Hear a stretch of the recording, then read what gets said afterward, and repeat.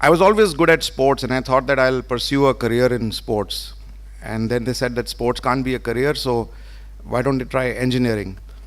But despite my efforts in pursuing careers in other options, a doctor is what I finally became. And after having spent more than 3 decades in this profession, I know that it was meant to be. When I started Suburban Diagnostics in 1994, the inspiration at that time was that there was a lot of change happening all around us. It was very customer-centric across the industries except in healthcare. So the idea was to see how we can bring that customer centricity even in healthcare. The diagnostics industry at that time was extremely fragmented. There was no standardization. And credible diagnostics was largely seen in hospitals at that time. The most important change that we wanted to bring was, can we get customers to choose their own healthcare? And can we make healthcare proactive rather than reactive? That was the opportunity that I saw. So today I want to share with you some of the learnings that I've had over these last 22 years. When you start a new business, you have to do everything yourself.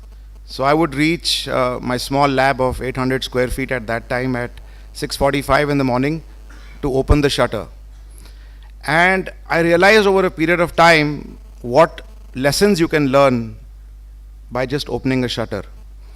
The first thing is it teaches you ownership and responsibility, that you have to keep those keys in your hand and you have to make sure that you don't lose those keys. Next is it teaches you punctuality, that you have to reach on time. If you don't reach on time, nothing else will start. It teaches you collaboration, that once you reach on time, you have to make sure that your colleagues also reach simultaneously to start the day with you. It teaches you maintenance, that if you don't maintain that shutter well, it's very difficult to open and close a shutter that is rusted. It teaches you good health. You need some amount of agility and good health to lift a shutter and to shut it every day. It teaches you that you must have a backup plan. In case you don't reach on time, is there somebody else who can reach on time with the keys to open the shutter? It teaches you to make sure that you have somebody at the end of the day to close the shutter, so to sharing your responsibility with someone else.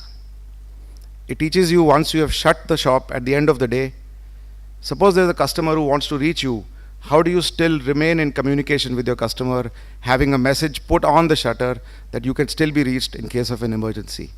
So these learnings of opening a shutter still remain with me and my team every day today.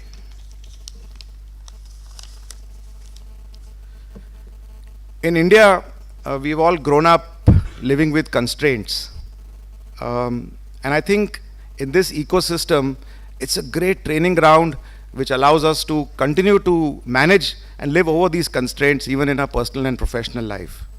Unlike other societies where everything comes very easy, for us, having to work over constraints gives us a great training ground. I'm sure most of us, when we started our business, took some amount of a loan. So I started with a loan of about 25 lakhs at that time. And in year 2, after I started my business, I had purchased about 4 equipments with that money to start the lab. Unfortunately, all those equipments failed because I did not think about after-sales service. They were all imported from the US and they didn't have good after-sales support in India. So all 4 of those equipments failed.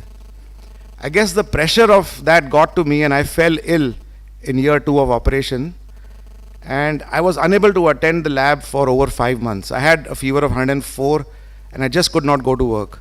My wife at that time, who co-founded this company, was pregnant with our second child. And I continued to remain at home and she continued to manage work, her pregnancy, her personal life, and manage everything at that time. 10 days before the delivery, my fever finally subsided. And here I am in front of you today. We didn't know whether it was cancer, it was TB. I took treatment for a year. We still don't know what it was, but it was a very tough time. But the biggest learning at that time was that if you have good family support, you can overcome any constraint.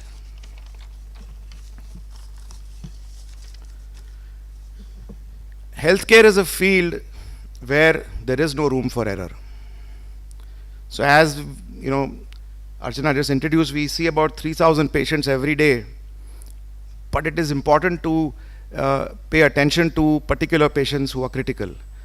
One such case was few years ago. We had a lady who was doing a series of checks with us, and we found that her potassium level was extremely high. Now, potassium level above 6.5 can actually cause cardiac arrest. So when we saw that a value was 6.6, we picked up the phone and we gave her a call, and we found out that she is asymptomatic. She doesn't have a problem. So we sent somebody to her house again, took a second sample, and when the second sample also confirmed that her potassium was actually more than 6.5, we asked her, please rush to the hospital immediately. We didn't want them to wait, typically coming in the evening at 6 o'clock just to pick up the report. We said, no, please go right now. Her husband took her to the hospital. They reached the hospital. Before they could get admitted, she collapsed. Fortunately, because the hospital was well equipped, they revived her and she's alive today. So not waiting till the end of the day in case of a critical result and taking affirmative action continues to remain to work for us even today. And this is fueled by two things. You know, my zeal and my passion for attention to detail and, to strive for zero error. And to make this replicable, we went in for accreditation. Now, accreditation in healthcare is voluntary, it is not mandatory. There are about 1 lakh laboratories in our country, but less than 500 of 1 lakh laboratories have NABL accreditation. Of those 500 laboratories, NABL is the accreditation body in India. We took College of American Pathologists accreditation. So there are only 25 labs in the country today out of 1 lakh laboratories that have both NABL and CAP, and we are one of them. One thing in healthcare that we must remember is that no one comes to us because they want to come to us. Everyone comes to us because they have to come to us. There is an underlying negative sentiment attached to everybody that comes to us. And this creates a lot of anxiety amongst our customers. We need to understand this, and we need to be able to convey this to every customer that I know why you are here and I'm here to take care of you. If we are not able to instill this sense of empathy, then we are missing a point. So having that understanding to explain to every customer, I know why you are here, is extremely important. When you start your business, decision making becomes very easy because all functions are within your head.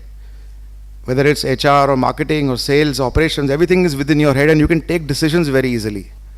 But when you build an organization, you create functions and you create different departments. And sometimes we have seen that those departments don't work in sync with each other.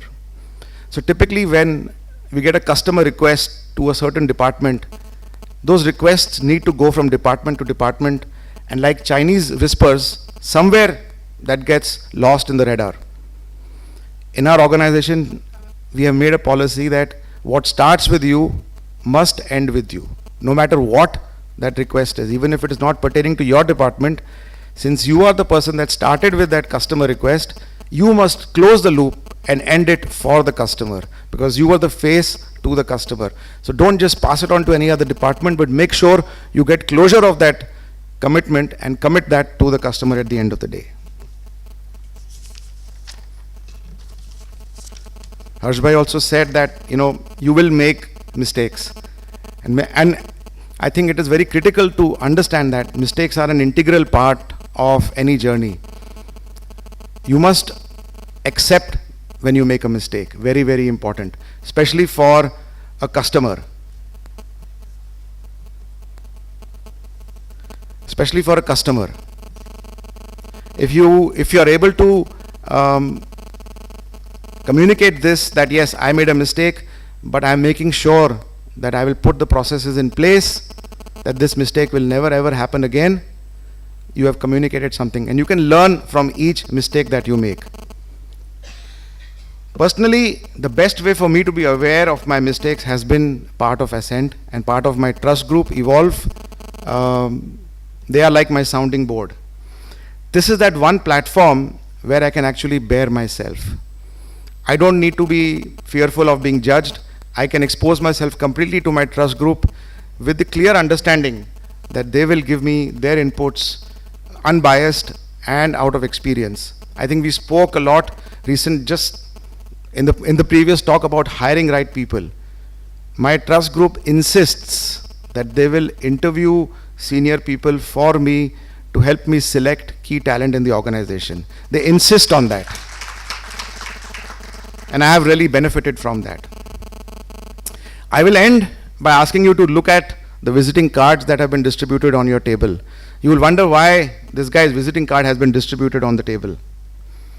So this is all about balancing your life. On the back of my card, you will see my passions. I cook every Sunday. I want to eventually open a restaurant. I'm learning to be a DJ. I write, so I'm going to eventually produce a music album. Whenever I travel, I make sure that I have a professional photographer take us to a tour of each city that we visit. And life is just like flipping your business card. Sometimes you're on this side and sometimes you're on the other side. As long as you can maintain a balance between both sides of your visiting card, as long as you can continue to add value in everything that you do, is worth the effort. Thank you.